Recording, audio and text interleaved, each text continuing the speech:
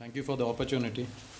I am a citrus farmer and I work with a farmers organization whose single point agenda is prosperity of the farming community, of the farmers, of the individual farmers.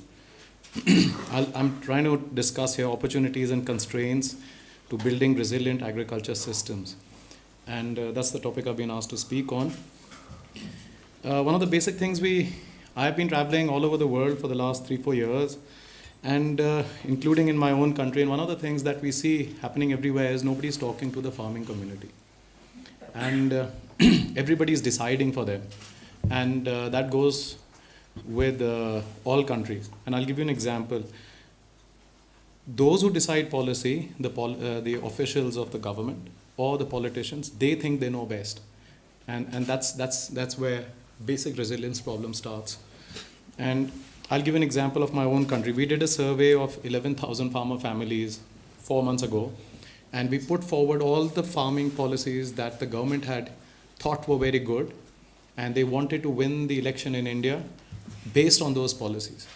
When the farmers were asked what they thought about those policies, the farmers said they're not going to vote for the government because of those policies, what the government was advertising. And as a consequence, the government in power has got wiped out in Delhi.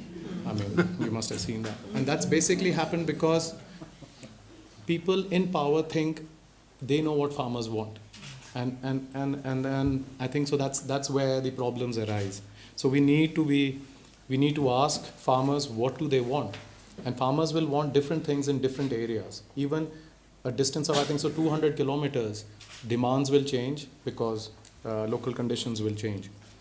From a farmer's perspective, I think what the small farmer requires to increase his resilience capacity is hand-holding.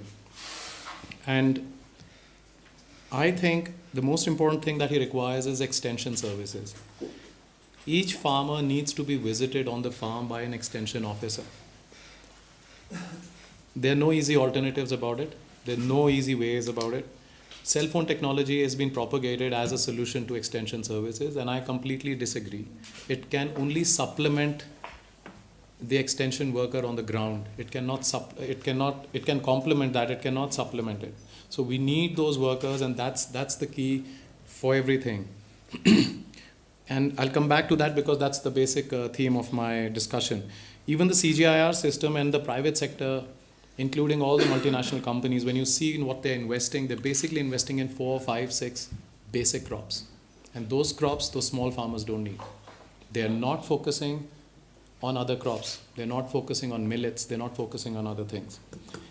And what we need to be focusing on in the CGIR system and in the private sector is livestock rearing, poultry, fisheries, horticulture. That's the key, I think, that we need to be focusing on. Even when you look at livestock rearing, we need to be investing in something like fodder for animals. You know, how can you grow better fodder for animals? UPL does it, and it's a good thing because they have better varieties. So I think we need to be focusing on livestock rearing, fisheries, and poultry, and horticulture specifically to increase the resilience of the small farmer. Absolute focus, I think, so is required on horticulture crops, and this comes with my experience from India because when an economy starts to expand, food inflation will come from vegetables and from fruits. It is not going to come from cereals. And that's where the problem is. So you could control food inflation and you could give nutrition to that individual family where that family stays. And this generates much more employment also compared to other crops. In Africa, I think homestead farming like it's done in Germany or in Bangladesh, I think so would be a very good example. If farmers could be helped to have small plots of land on which they could grow their daily requirement of vegetables and fruits, I mean especially vegetables, I think so their nutrition angle would be met and we would not have to work on other aspects of food aid which I'm coming to. Different models will work at different places.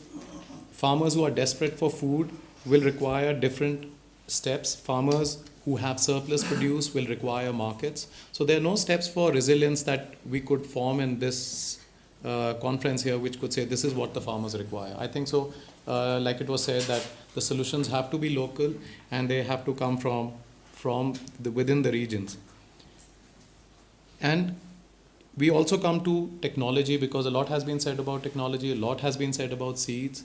I think so, making technology available to that smallholder farmer, we cannot give him the latest technology, because latest technology normally requires more financing. It requires higher financial inputs. And we are talking about resilience. So if you're buying seeds which are more expensive, you're buying fertilizers which are more expensive, and all of a sudden there's no rainfall, where does the resilience go? It turns absolutely on its head. So you got to be very careful on what kind of technology, you are giving to that farmer. And that also needs to be thought about, because all the technologies, like it is said, is not coming from the African mainland.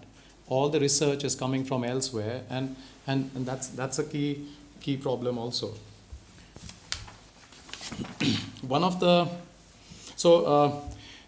what I'm trying to say is that if you need to build resilience, we need that the small farmer who's living in a small hamlet, in a village, in a hut somewhere in Africa, is able to grow his own requirement of fruits and vegetables. If he can do that, you can build resilience. That's what I would say, because then he can weather shocks much better than elsewhere.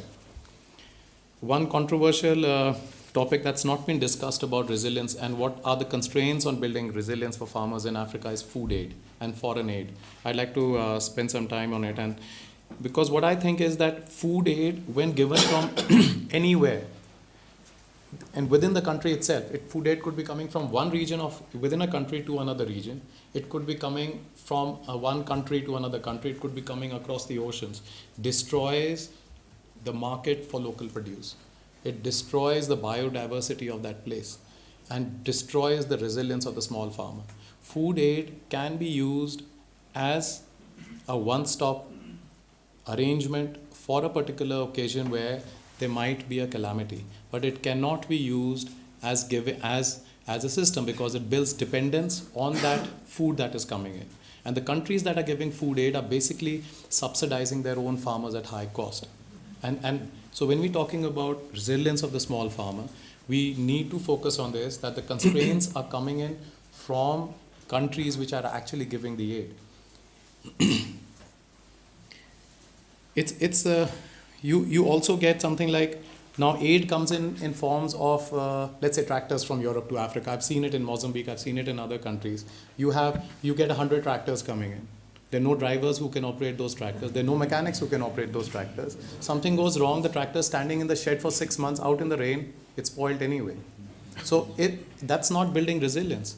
What the European countries are doing when they give tractors to African countries is they're just giving business to their own companies. It could be in Italy, it could be in Germany, it could be anywhere. And that's actually not helping with resilience. So if anybody is interested, what you need to do is you need to open these workshops where you train. If you want to give 100 tractors, at least train 500 farmers who will be able to operate those tractors, operate mechanics. It has to come as a package. It cannot just come as financial aid to your own countries. And that's what I would say is capacity building, and that's what will help with resilience of small farmers, when you allow them to be able to control their own lives. And same goes with extension workers. We need to build capacity in people by training, by giving them extension services. If Western countries, donor countries, and even African countries want to build capacity, want to build resilience in the small farmer, we need colleges teaching people how to do agriculture.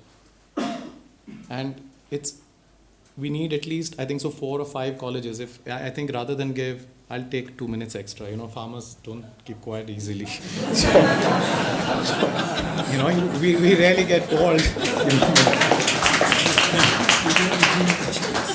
So what I'm saying is, if you want to give aid, you have to set up these colleges. You cannot give financial aid, because I think so this is a guess, because I think less than 25% of that aid reaches that individual farmer. There's so many chains.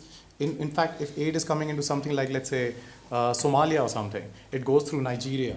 I mean, in Lagos, somebody's sitting there, you have offices, people get paid, and I think so 20% of what is actually being sent reaches the farmer, and that's an optimistic guess I'm saying. So if you want to build resilience, we got to make sure that this aid is coming in terms of capacity building for trainers, and needs to be staffed by people from the donor countries. Initially, at least for the 5-10 years, that's the hand holding I've been trying to discuss. Even large land grants, even in this country, I think so are counterproductive to resilience of the small farm. At one stage, we are saying in sub-Sahara, nobody has more than 100 hectares of land. And on the other stage, the people coming in from, let's say, even India, and they're coming in from the Arabian countries, and they're taking lands of 100,000 hectares, 200, 500,000 hectares. It's not going to help resilience. That's not the way to go about it. I think so. I've said a lot of things that maybe some people did not want to hear, but this is a farmer's voice. It's not my voice. It is what I've heard, what I've met with people, and all I can say is agriculture gives fastest return as an investment to a nation in eradicating hunger and poverty. Resilient farmers are proud farmers and make a nation strong. There is a very thin line that separates hunger from anger, and that anger leads to migration, it leads to violence, it leads to terrorism. Make farmers prosperous, otherwise there's no turning back. And the only way to go about it is actually talk to farmers. I mean, that's what I would want to say. Thank you so much.